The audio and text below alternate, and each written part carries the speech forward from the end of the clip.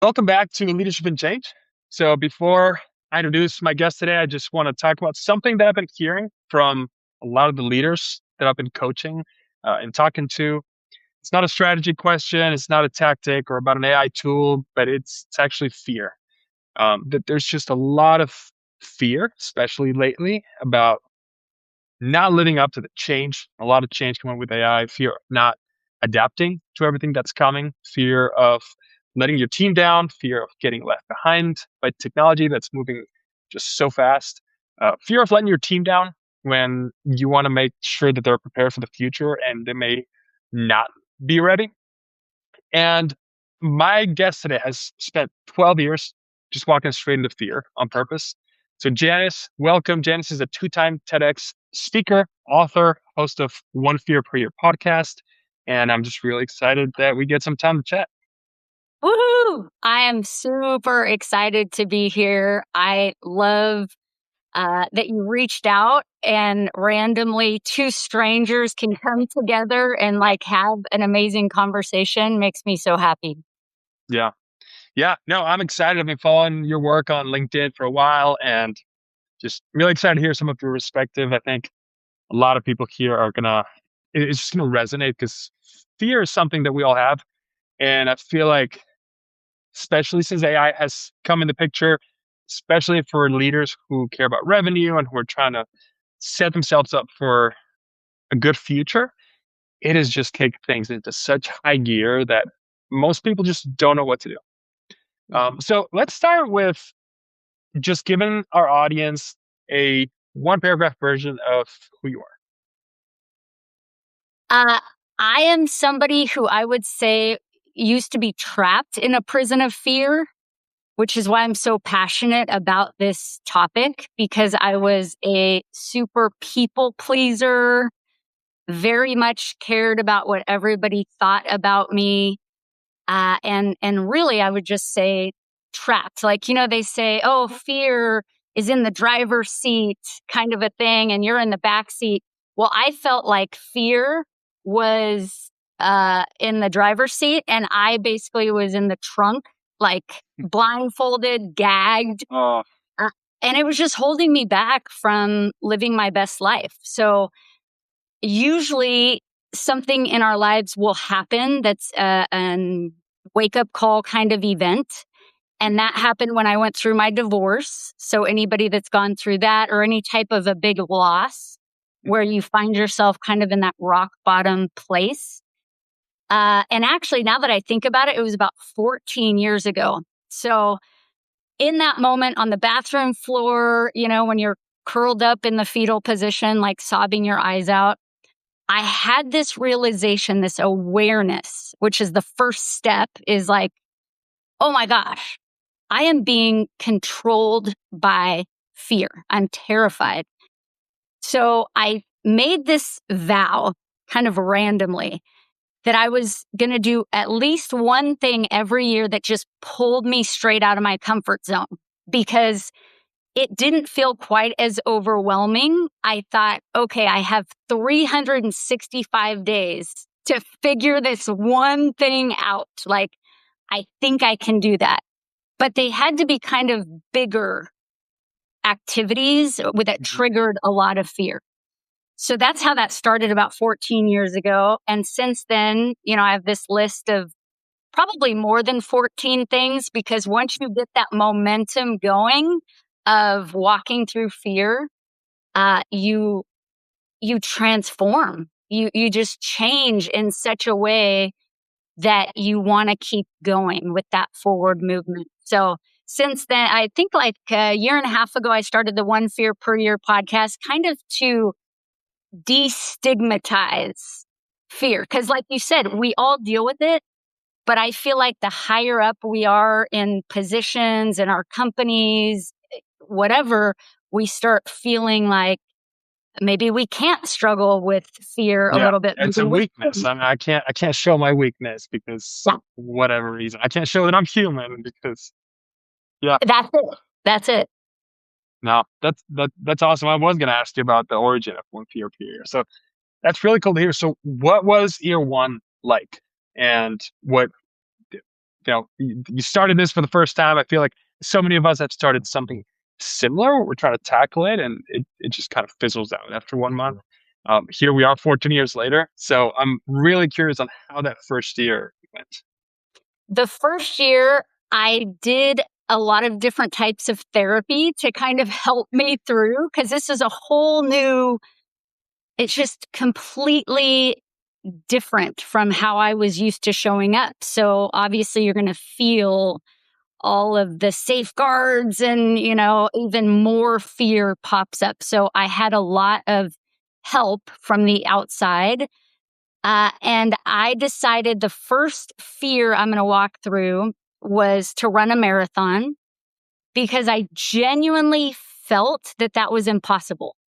Mm. I would see people do it, but then I would think, no, I mean, I run around the block and I feel like I can't do it. So how do these people freaking run for 26 whatever miles? Yeah. And I found out very quickly how they do it. You train consistently and you're able to achieve these things that you once thought were impossible. So that very first year, I realized accountability is where it's at as far as people around you. Community is where it's at. And we can do so many things and go so many places with the right people around us. Yeah. Oh, that's awesome. That's such a cool story. And 12 years in or 14 years in now, what would you say is one thing about fear that you didn't know that it really took all that time to figure out? That it's I an imagine a lot of emotion. that is in your book. Yeah. Well, and that it's an emotion Hmm. and it stimulates like our stress response. And so part of what I had to do was really how to learn how to come back to myself, come back to my body, come back to the present moment, because fear is always this anticipated thing in the future. What's going to happen? Worst case scenario. That's such a good point. Yeah. So I just started realizing, dang, I need to be more in the present moment. Like this Yeah. conversation is all that's happening right now. For me to lay in bed last night, worrying and being fearful about this conversation because, oh my gosh, what if Joel asks me something and I don't have the right answer? I don't know. All of Yeah. those thoughts, that's the fear. And so, really, I kind of realized it's about identifying, like, hey, I see you, buddy. I see you, fear. I see what you're trying to do here. And then uh, taking your power back in ways that you can do with coming back into the present moment. And there's a lot of ways to be able to do that, which we can get into. But those are a couple of the main things that I was like, oh, Yeah. okay. And it's not gonna go away if you ignore it and if you pretend it's not there and if you just keep trying to just walk around it and pretend nothing's happening. So one Yep. of the things that I like that you said, I can't remember where I read it, but you talked about fear being the worst four-letter word. And a lot when a leader's avoiding something, whether it's a hard conversation, a decision they're pushing, or a risk they're afraid to make, but they feel like they have to make it. I mean, this is happening with AI all the time now. From your experience, what's actually happening underneath? Because it's usually not just that top layer thing. What's happening underneath when we're feeling that fear? I think it comes down to a fear of not being good enough. Mm, It's like a fear of I'm not going to have the answers. I'm not going to be able to show up for my team the way that I think that I should. mm, And so many people that I've talked to in my podcast, I can't tell you how many times it comes up like this. I just don't think I'm good enough, or I'm not beautiful enough, or I'm not smart enough. Or, I mean, different people have their different triggers. and a lot of that has to do with our youth and how things that happened in our childhood, what those fears will be when we're adults. But I would say an underlying thing is just the fear of not being good enough. And then there's the fear of change, which, or the fear of the unknown. It's like none of us know what's going to happen. We don't. But my whole thing is we can identify, okay, this is a fear of whatever it is. Fear of the unknown, fear of change, fear of people's criticism, fear of failure. And then from that place, we then have information that we can go, well, is this fear serving me? But fear as an emotion, usually it shuts down our rational thinking. Yeah. And we get all stressed out and we're in fight or flight. So when is fear really serving us? It's more just, it can be a little engine light comes on because you feel the emotion. And then you identify, okay, I know what this fear is, and now I know what I can do about it. So then there's a little bit more of you're in control as opposed to fear just dictating for you, and you're just fight or flight and like, ah. Yeah. Yeah, it's so true. And we live in an age where there's just so much to compare ourselves to. If you're on LinkedIn, if you're on Substack, you're comparing yourself to whoever's growing, whoever's posting their numbers. If you are a business leader, you're comparing yourself to other business leaders. And it I feel like for me it started when I was already an adult, because I'm 34. I didn't grow up in the social media age when I was in middle school, but I have a 7-year-old daughter, and I think about that a lot more. There's constantly this comparison with the very carefully manicured version of whatever else. And I really like the title of the book that you wrote, uh, "Kicking the People Pleasing Habit." So let's go to the book a little bit. What led you to write that? What in your mind was such a big issue that you thought, I really need to address this with a full book? Well, that was one of my fears for one of the years, was writing a book. And then, That is so cool. Huh. yeah, I just set, like a goal where I know, man, this is going to be intense. I'm going to feel some fear around this, but I'm going to do this thing. And the thing with kicking the people pleasing habit was because I lived it and I knew how debilitating, um, that fear of criticism, fear of judgment, fear of not belonging, fear of not being liked, all of those social kind of fears just plagued me for my entire life.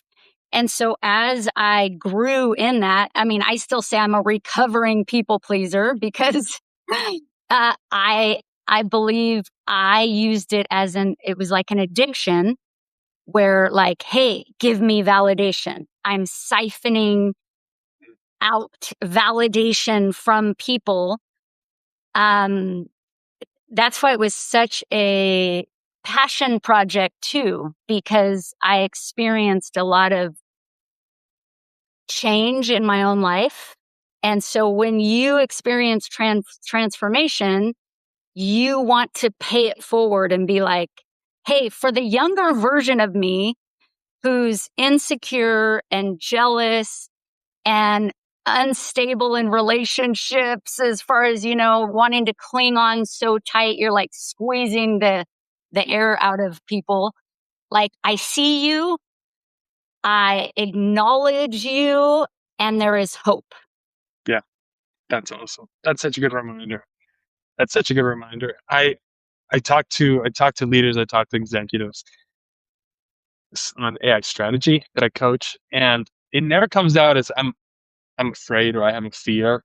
People pleasing has never come up in the conversation, but talking to you, I really feel a through line where where that is in the background of a lot of the things that we're talking about. So you have leaders who are hesitant to push AI because they're not sure they actually know how to use it best, or they avoid having a conversation with their team that says, "I don't really know how this is going to affect your job or full implementation," or even if they are using it, I'm afraid that I'm going to miss out on this new tool that's coming in, and I sense a lot of fear around it. So from from your perspective, what is that kind of fear causing leaders? And if somebody listening to this is in this position, whether it's a founder, a creator, a CEO, and they're thinking, I'm just trying to navigate this wild landscape. How can they essentially push through it?" I mean, I think honesty is great and vulnerability in saying, "Hey, I'm myself struggling with some fear here, some uncertainty that I'm working through, but hey, we got this. We're gonna go and do more research." I think it really comes down, at least in my own life, to cultivating a solid sense of self. So, and that also is a solid sense of whatever it is that you're researching or whatever your topic is, whether that be AI or, if you're a speaker, if you're a thought leader, is doing the research, really preparing yourself. So knowing, because you're always more confident when you feel like I've done the research, I've Yeah, practiced my speech or whatever it is. Like there's always, yeah, there's always that confidence there when you've done that part of it. And it's the same thing as far as just building more of a solid sense of self for people pleasers. People pleasers are very much like, you tell me what you want, Joel. What do you want? What would make you happy? What's your, and I remember when I was still married, not even, it would be like, where do you want to go out to lunch? No, I don't know. Where do you want to go? What movie do you want to see? I don't care. What movie do you want to see? But on a every once in a while, that's fine. But if you constantly go, man, I don't even know what I like. I don't even know what brings me passion. And you're not in touch with yourself. That's where a lot of the downfalls lie. And that's why a lot of walking through fear for me was walking through fear, but also getting to know myself. Oh, what are the things I like? What don't I like? Like one of the times I signed up for a bodybuilding. Yeah, I signed up for a bodybuilding competition. That was one of the wow, fears, one of the years. And I realized I love working out. I love being fit. In no way do I enjoy walking on a stage in a sequence bikini and high heels. But, I did it once. It was a fear and we're good. But you learn about yourself when you just try things, do hard things, see if you like it, see if you don't. And then also just be very honest with your team and the people around you. People resonate with that. They're like, oh man, I'm not the yeah. only one. Oh, thank goodness. Everybody thinks they're the only one because nobody shares. It's a culture where you don't want to share your weakness Right. because, but then the inverse. And this is something that I learned maybe 5 or 6 years ago about as I lead a team. The more that I let them know where I'm struggling, or I don't know this. Hey, you're the expert here. Help me understand this. The team actually appreciates it more because they know that that's there, but they sense now, okay, there's some transparency here. I can also be transparent. And I can be genuine. Um, Yes. so a follow up to the people pleasing question: what's in your mind the difference between somebody who said, "Well, that's just me really caring about my team," versus somebody who says, nobody's going to say I'm people pleasing," but what's the difference between caring and people pleasing? It's kind of the intention behind it. And you have to have self awareness to see what that is. So I used to think I'm just a really nice person. Like genuinely, I didn't. steep at people pleasing. Yeah. I wasn't able, I just didn't have the awareness to know what I was doing. I remember one time my ex-husband, I answered the phone and it was, somebody, and I hung up and he's like, why do you change your voice like that when you're talking to people on the phone? And I was like, what? And I guess I get more high pitch and I act a lot nicer when I'm on the phone with people. And that was one instance of me gaining this awareness of like, oh, that's interesting.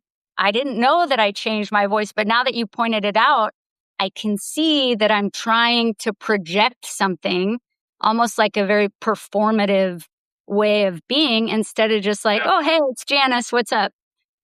So self-awareness, huge, huge. And so many people think that they're self-aware when in reality, they are not self-aware. Yeah. That that's a good segue to the next piece. So we all have fears. I think we all, I mean, drop a heart on the line. If you have fears, I feel like I have so many. And I'm just trying to, trying to move in a certain direction. And there's always these fears that stop us from moving forward. We all understand that we have them. So what's the next step? You talk a lot about one fear per year. Do you have a framework? How do we take that next fear or that first fear that we're going to start tackling this year? How do we get started? How do we take this from knowledge to practice? Totally. So awareness, very first step. Without wanting to change or seeing that you're living from a place of fear, nothing's going to change because why? Why? There's no reason. So awareness is the first step. The second is a conscious, intentional choice. And I would say even speaking it out loud to somebody, doing something to really memorialize, like, this is day one, and I am going to make an intentional choice to walk through fear. Maybe you also want to join me on the one fear per year journey because it's not overwhelming. It's not like, I know there are people that are like, do something that scares you every day, every second of every day. And it's like, cool for you. But that was very overwhelming of a concept for me back in the day when I was really trapped in fear. You feel super stuck and paralyzed. And so things can be difficult. So if you say, I have 365 days and I'm going to do one activity that is going to trigger fear in me. So you already have the awareness. I am going to feel uncomfortable. This is going to be hard. You already know that going in. So you're set with your intention that I'm going to walk through fear. And then it's just choosing what that activity is. And I would say, like I said at the beginning, community is super important in this because we can talk ourselves out of everything. I am a pro at that. 100%. Yep.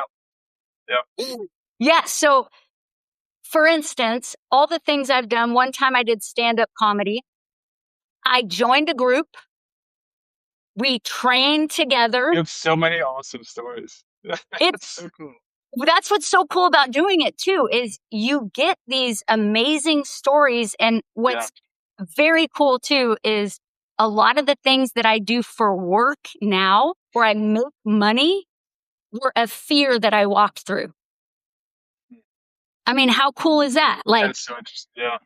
I was so scared to do acting. And I used to love acting when I was a kid. Very dramatic, as you can tell, and then fear held me back. I didn't audition for anything. I didn't really do anything with it until one of the years, probably about 10 years ago, I said, I'm going to audition for a short film. And in the audition, I'm shaking. I'm terrified. I happened to get that part. And played a daughter in a short film. And then since then, now I've been acting little parts here and there, and super cool. Yeah.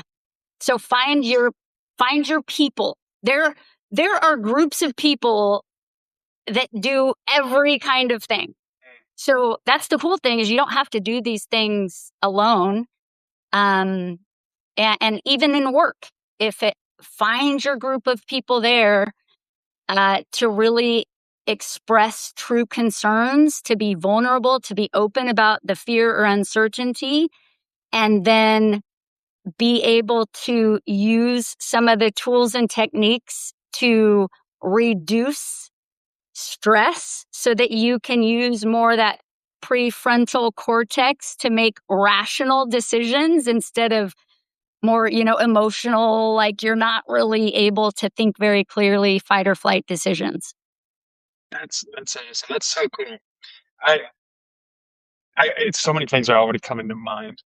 I mean, I think a lot of the decisions that at some point or another I procrastinated, and because of fear, because of whatever. I mean, writing my first public post a year ago on Substack, and just thinking, you know, this is putting my thoughts out there. That's it's vulnerable. At one point, clicking go live on the first Substack live or podcast, and saying, similar when I was invited to podcasts, and there's just always a fear. And on the other side of it, even when things haven't gone well, it's never as bad as usually not as bad as you fear it's going to be. And it almost makes the next fear just a little easier to pursue. So for you, how do you, because you did such creative things, how did you go from X fear to bodybuilding competition, or from X fear to running a marathon? I, I that connection, I feel like, is a little difficult, at least for me to understand. So I basically would just go, okay, if something comes up and I hear it, for instance, the bodybuilding competition, I had never thought bodybuilding ever, it wasn't even a thing on my radar. One day I'm in spin class, like at my gym, and the spin instructor says, and she had this cool accent, she's like, oh, I'm training for a bodybuilding competition or whatever. And I was like, oh my goodness, that's terrifying. I remember having that thought. And then a second later, I was like, dang it, I'm going to have to do a bodybuilding competition. So being open and aware of yourself and of what's around you. And if there is like a fear for a lot of people is having hard conversations, whether that be at work or in your personal life or whatever. So if something comes up and you're like, I really feel like I need to talk to that person about fill in the blank, but every time you think about it, it's like, no, and it's the last thing you want to do. You just want to run away from doing that. Usually that's a pretty good indicator. That's the thing you need to dive into, and that's what you need to do. That's what you need to take on. So I would just be very, have that commitment that I'm going to walk through fear. Most of the time, people immediately have something that pops into their mind that they're like, here's this thing I've been avoiding like the plague. And you'll know intuitively, that's the thing that I need to walk through. So for instance, one of mine, not the Kicking the People-Pleasing Habit book, but at the very beginning, I self-published a book called Bits and Pieces of a Broken Heart. And that fear was because it was a memoir of sorts that had some things to do with family secrets and some things that I had been carrying that I no longer wanted to be responsible for. And I felt like secrets were kind of poisoning my soul. Yeah. And so that was the fear that one year. Like, I know I need to get this out. I'm not saying for everybody to. Yeah, but you get the idea. It's like, you're going to know what you've been putting off and what you're really scared to do that you probably need to do. Yeah, and I think that's where it's brilliant to think about it as a yearly challenge, because it's not, I have this kind of fear today, and if I failed at beating it, I'm already messed up. It's, yeah, you have 1 year to do this. And I mean, we talk about this in leadership a lot, but community is such a big piece of it. Talking to somebody else who's in a similar journey, or asking them to join you in the pursuit of this 1 fear per year. So you probably thought about fear more than most of us combined in here. What would you say are some misconceptions that people have about fear, Huh. or maybe even about approaching fear in the wrong way? Just like if I ignore it, it's going to go away. Yeah. And the reality is, you might feel a little bit better in that moment, but it will continue eating at you and nagging you, and it will not leave you alone, because the truth is, we are here to live our best, most authentic, most adventurous lives. And unfortunately, so many of us get stuck in that trunk. And then we're 80 years old laying on our deathbed with a list of regrets of things that we could have, should have, would have. And I realized that at some point I was like, this life is not going to last forever. And I want to lay on my deathbed and be like, there is nothing that I'm regretting or that I should have done that I let fear hold me back from. And I would also say this. You mentioned it earlier that it doesn't have to be perfect.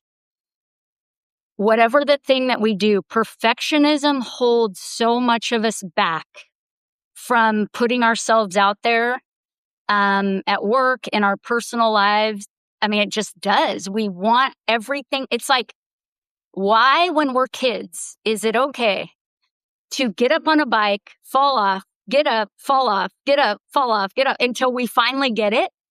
That's totally fine, right? And as kids, we're like, that's just what happens. And we get back up on the bike and we keep going. As adults, all of a sudden, we start losing that ability to get back up on the bike because it doesn't turn out perfectly.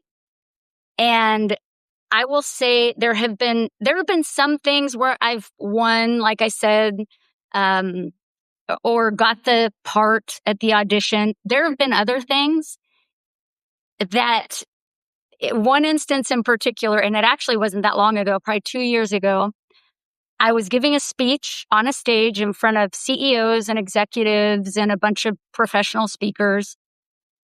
And I had a physical reaction of fear, which tends to happen to me with public speaking, where I get very shaky, but like visibly, like a little seizure on stage. And it started happening so much so there was not a chair or anything on the stage to like support myself with. So I thought to myself, I either can run off the stage, or the only other thing I could do to stabilize myself was I just dropped to my knees. And I'm on my knees and I'm just like, nothing is worse than being held back by your fear. Not even this. It's just not. So you can look at that and go, wow, she had the worst case scenario possible happen to her, which, I mean, in technical terms, that's probably true. For me, that actually felt fairly spiritual. It was like a spiritual experience because I had to truly let go and surrender completely. Like the masks that I wear, the facade that I put up. It was like, you're seeing actually Janice right now in this moment. This is reality. And a lot of times we fight against reality. We want it to look a certain way. And so we fight with the reality of what the situation actually is. Yeah. There's nothing worse than being held back by your fear. That's such a good line. Nothing That's worse. awesome. I don't think there's a better way to stop. So a big challenge for everybody. Think, at least consider one fear per year. And if it's something that you want to launch, that you want to try, reach out to Janice. She's on LinkedIn. But Janice, actually, question for you: where can people find you? Where should people follow you? Totally. I'm on LinkedIn. I'm at janiceburt.com, and I do have a monthly newsletter it's not spammy or anything. It's more just encouragement to walk through fear and that we're in this journey together and there's no stigma around it. Like, hey, we're all walking each other home, we all can be on the struggle bus sometimes. So like, let's do it together. I'm on Instagram as Spanish Janice. And yeah, those are the places you can find me. Very good. Very good. Awesome. If you've enjoyed the chat, please drop a heart, reach out to Janice. Janice, thank you so much for your time. Really appreciate it. And we'll stay in touch. You guys are awesome. Thank you. Bye. Bye.